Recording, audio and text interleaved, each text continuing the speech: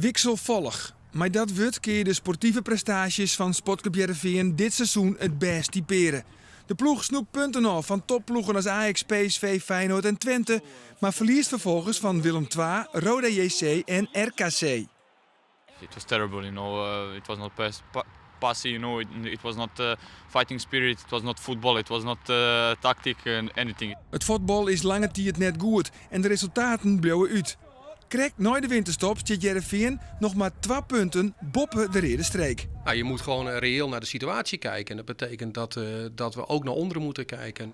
Een goede serie van 6 oefenings op Riegen zorgt ervoor dat Heerenveen hem toch nog pleert voor de play-offs, voor Europees voetbal.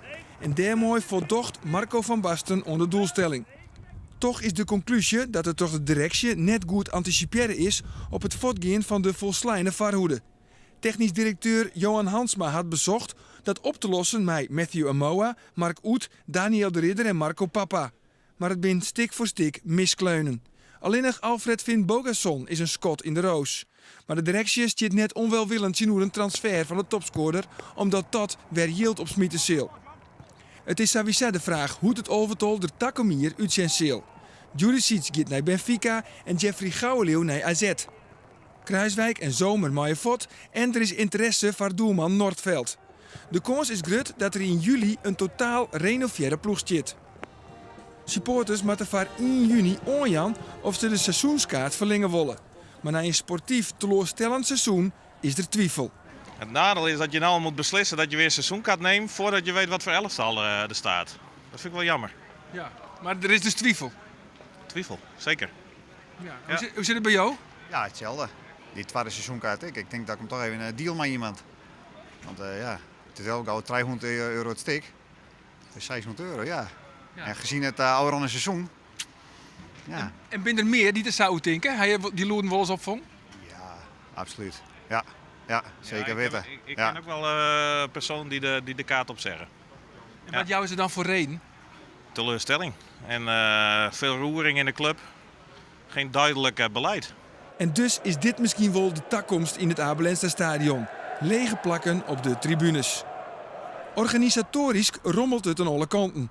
Voorzitter Robert Veenstra beheerst de kunst om heel tijd negatief in het nijs te komen. Zo ziet hij frontaal de onval richting erevoorzitter Riemer van der Velde.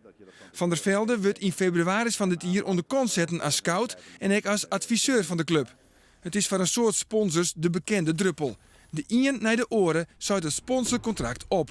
Naar aanleiding van alle gebeurtenissen van de laatste maanden zeg ik bij deze alles op.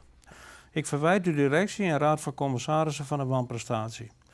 Het moment dat ze Riemer de kaart oppakt voor de trip naar Spanje, dat die van mij de doorticht.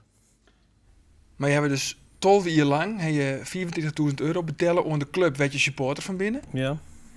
Wie het een drege kar om dan te zeggen van nou hoor ik ermee op? Ja, daar ga ik lang over nadenken, man. En dat besluit is net om van hier naar daar per oren. Dat is een proces best van hier. Dat is een proces best van hier, ja. En binnen meer sponsoren die te zouden denken? Ja, die ben er daadwerkelijk meer. Sponsorinkomsten verdwijnen als snie van de zinnen. Maar de Heerenveen-directie bloot ontkennen dat dat komt door mismanagement. Zij zeggen dat sponsors vooral opzezen door de economische recessie.